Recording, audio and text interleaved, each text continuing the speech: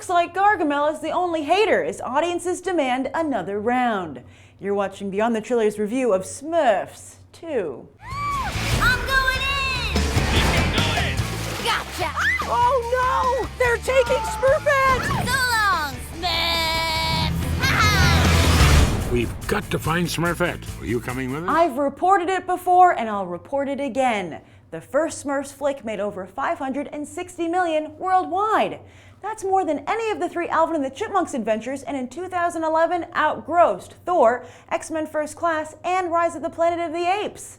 So of course Sony is bringing them back, not just this summer, but a third film is planned for summer 2015. And while Gargamel might not be so good at his own spells, Sony has not only kept its original kick-ass formula, but given it an extra kick. Hank Azaria, Neil Patrick Harris, and Jayma Mays all return, as does the original voice cast for the Smurfs, with this time Katy Perry being highlighted with a Smurfette-centric storyline. And she's no longer the only female Smurf, with Christina Ricci joining as Vexy, a naughty created by Gargamel. Yep, Smurfs brilliantly cashes in on the villains craze to bring in their own kid-friendly villains who basically act like toddlers on a sugar high. The entire target demographic will relate to Vexy, as well as her fellow naughty Hackus, voiced by J.B. Smoove. Naughty. Isn't that the very successful catchphrase for Disney's Stitch? And while the first Smurfs got a lot of mileage out of its New York City location, this sequel takes place in Paris. So while the kids enjoy the shenanigans, parents get a nice little travelogue. Will Blue Lightning strike twice for Sony, or are they like Gargamel after all, not quite getting it right? If I wasn't reviewing the Smurfs 2, would I ever see the Smurfs 2? No. In fact, I didn't see Smurfs 1, and I was really actually dreading going to see this film. And so, I'm on dad duty this weekend. My mom's visiting my sister, still out in Los Angeles, so I'm in charge of, hanging out with my dad. And so I was like, I have to go and see Smurfs 2. And he was like, oh, really? And I was like, do you want to come? And he said, okay, I really don't want to see it, but it'll be fun to go out to the movies. So he came. He was a good sport about it. But as soon as the movie started, he was out like a light. He totally fell asleep immediately. And he woke up occasionally during the movie, but, he saw very little of it. And afterwards, I was like, well, what did you think of what you saw?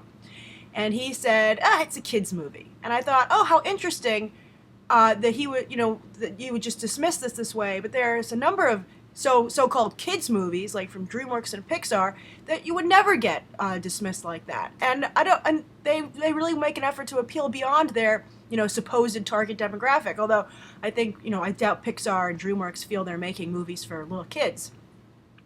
But I don't understand why anyone in Hollywood is making a movie just for a little kid. I don't understand why you'd be like, well, you know what, this isn't the greatest movie ever made, but it's okay, and kids won't tell the difference, so let's just make it. I don't understand why people wouldn't try to do their best with every film they made. And there are a number of children's movies, all kinds, live action, animated, that are quite good and that hold up for any age. The Smurfs 2, I think, is not really one of those films. There were a lot of kids in the theater that I went to, but none of them seemed really amazed with the movie. I think it was just something more for families to do. When the movie was over, it wasn't like when I saw the Lorax, and this little kid in front of me, this little girl, turns to her parents immediately and goes, "That was just such a great movie." And it was just so funny to hear a kid have such an emphatic opinion about something, so definitively. Rarely, you have to really coax opinions out of kids sometimes. So nobody was jumping up and down after the Smurfs 2. Now, it didn't put me to sleep. I was able to watch the whole movie, and I have to say, I laughed out loud at some of the jokes, especially that talking cat. I'm a cat person. I like cats, and it was really funny.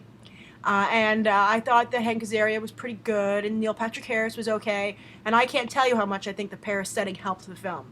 There were often moments where, because I was Paris a few years ago, so it was fun to be like, oh, I was there, and oh, look, doesn't that look great? I mean, they really did shoot in Paris. This isn't like Paris by way of Toronto. They actually shot on location, and they do a good job. I would say not as good as Woody Allen's Midnight in Paris, which is a fantastic Paris travelogue. This is a pretty good starter one. And you know what? They made an effort with the sets. They made an effort with the animation. They didn't cheap out. Everything looked really nice. I just felt, it was really like reading a children's reader. That's the level of sophistication I think that you had here.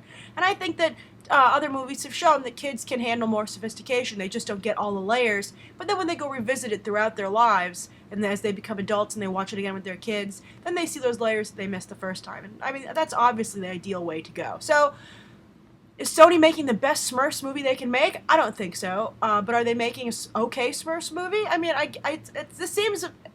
I don't understand. If anyone saw the first one, I don't see why they wouldn't see this second one. It seems to be on the same level. But as you'll see on Movie Math on Monday, the box office is very poor stateside for this, even poorer than the first one. But then the first one made all its money overseas, and true to form, Smurfs 2 is performing very well internationally. So you'll likely see Smurfs 3. So do you see Smurfs? Are you the kind of person who goes to see Smurfs? Are you someone who has seen Smurfs 2 no matter what? Did you? What did you think? What are your thoughts on family, children entertainment? Do you think that there should be a bar in terms of quality, or do you feel sometimes it's fine to just aim it at the kids? Write your thoughts down below. Thank you for tuning in, and I hope you'll check out these other videos right now.